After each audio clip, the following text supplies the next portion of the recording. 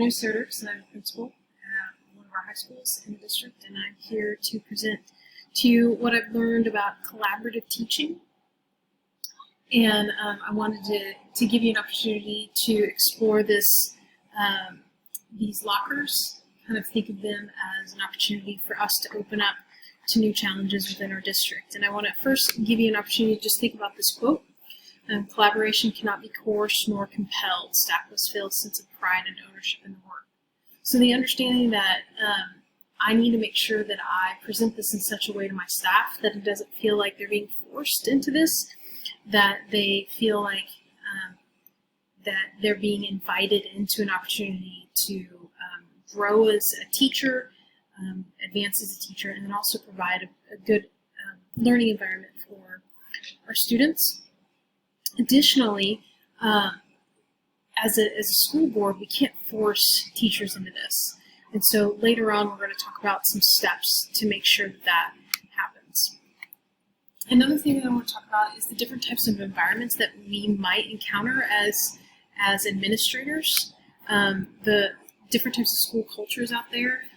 We have our toxic one, where we have teachers who think they know everything, and I know you can't read everything that's on there, but there are teachers out there who are opposed to doing anything that's outside of what they're comfortable with. And we need to make sure that we're, as administrators, as a school board, that we're going after these teachers and trying to invite them in and make them feel included, so that any sort of toxicity that they might think to bring to the environment is it's kind of squashed because they feel that sense of pride and feel that sense of belonging. And then you have your fragmented groups. These are generally what you see where you have your cliques, and they might be within a department. You have your science department, you have your math department, and they have their different ways of approaching education. And so when we invite collaboration between different environments, that science teacher might learn something from the math teacher, and that English teacher might learn something from the social studies teacher. And again, this is all for the benefit of our kids. Balkanized is also cliquey, but it's more territorial. Like, this is the way I teach, this is the best way to do it, and you can't tell me how to teach. I know what's best. Contrived collegial, I think that's kind of where we are right now, in the sense that we're just meeting to say that we met, we're checking the boxes off, and everybody's kind of in their own individual world, doing their own individual thing. And then we do have collaboration, and do see ability in that. But again, I think we definitely see just the sense of comfort.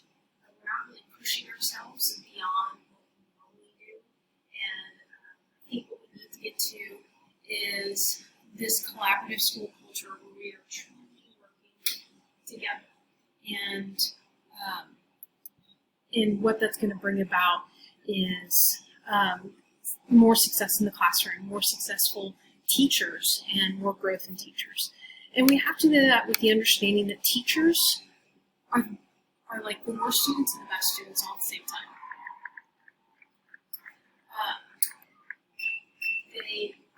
They want to learn, and they want to grow, but I think we get so bogged down by all the extras that we have to do that we sometimes forget that. So they're aggressive about learning, they're aggressive about teaching, they're curious. And so we need to tap into that to get us back to that collaborative culture. And when we look at cultures of schools, we have to make sure that we're moving away from those negative ones. So what are the next steps? What do we need to do as a district? What do we do as a building? We need to set some clear expectations and goals. And this is true for any sort of environment, right? We have to have very specific goals. We can't just say we want to see student achievement. What is that achievement? Do we want to see attendance go up? Do we want to see test scores go up? Do we want to see less D's and F's? What is the specific outcome or goal that we are looking for? And then take that question to the staff. Expand that leadership out. I would venture to say that most staffs, there are teachers out there who want to be in a leadership position but don't know how to do that, and we just need to ask questions, maybe specifically go to teachers where kids are coming out in a positive way and be like, hey, what are you doing in your classroom? How can we meet our goal of using you? Create meaningful opportunities. If we're just, again, going back to just being collegial, if we're just checking off boxes, then we're not going to have meaningful work from our teachers. Coordinate efforts to capitalize across staff. So don't just go to one staff. Oh, the English department, they have the people who have the most admin degrees, let's go there. Or the SPED department has their hands in all the different departments. Or don't ignore our vocal or performing arts. Don't ignore our woods teacher, because a lot of times there's some untapped resources in there. So go across the entire staff. This is a big one that's going to come into play here in a little bit, but be transparent the whole way. Don't have secrets. Secrets don't make friends. But in education, the more transparent you are about where you're going with certain types of learning, the better it is for the staff, for our teachers, and for students. And lastly, celebrate. Celebrate everything. And I know that can come across as contrived, but a lot of times teachers just want to be recognized. They just want a quick thank you, and that could be a weekly teacher focus, teacher spotlight. That could be a conversation in a classroom with a teacher. That can be going into a classroom with during a professional development time and recognizing what a teacher has done. And when you do all of those things, we can get to a point where we're working collaboratively. One of the articles I read was about Sammamish High School in Sammamish, Washington.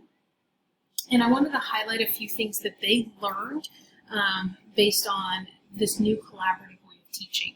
And the first thing that they came out of this is that they empowered their teachers. The principal went out and he made sure that he had strong relationships with the teachers. And when he created a vision that was strong and he created relationships that were strong, then there was this collaborative piece to it. They were working together. He wasn't their boss necessarily, even though he was in a superior role, but he created an environment where they felt empowered. And then what that did is that teachers felt comfortable taking the problems that they had and creating a space, creating a time, and diagnosing how to best treat the problems in the building. Specifically, these were the ones they looked at. They looked at the fact that they had decreased enrollment, that our kids of color were not seen in a lot of our STEM and STEAM programs, and then we had chronic achievement gaps. What were the issues? And so go to the people who are actually working with these students, that we're seeing why is enrollment decreasing? Why are some of our kids of color not enrolling in science classes? Next, there became a strong partnership within the staff itself. They weren't going out and hiring, they weren't spending money and budget money on consulting firms. They were going to the very people who are the experts in their building, who know these students the best. And then they asked them to design professional development, professional learning that was relevant to their building. Also, the professional development was focused on their specific problems. It wasn't this grand generalization in education. It was very specific to Sammamish High School. And when you develop a partnership, you're asking these teachers who know what's going on, they can present and diagnose the problem the best way. Like if I had a disease or a cut, I need to go to a doctor and not to a dentist. Okay, within the same field, yes, but probably not the best person to go to. And then finally, there became this trust between the administration and the teachers. Sometimes in some buildings, if you don't have that trust built up, then teachers are not going to buy in. And then on top of that, there's trust amongst teachers. And then finally, they saw learning happening within the student population. They saw an improvement, that the efforts were focused more on student learning, and when that happened, more engaging and professional learning also started happening. So it kind of caused this cycle where they diagnosed the problem, they created some professional learning, it created student achievement, it led to better professional learning, which led to better student achievement, and so on. It created this great cycle. So that was in Amish. So going back to here, they followed all of these. They set clear goals. They worked with other teachers. They didn't go outside of their building, and they were celebrating the work, and they were transparent the whole way. And the last thing that I really want to point out as we move forward in this is that we want to make sure that we are very careful to establish a relationship, because we want to be aware of the rumor mill. Within education, we are always talking. And so if we are establishing trust and transparency within our building, then we're going to have less rumors, and we're going to have less secrets, and we're going to have less mistrust. So I appreciate the opportunity to speak to you. If you have questions about this, please don't hesitate to contact me.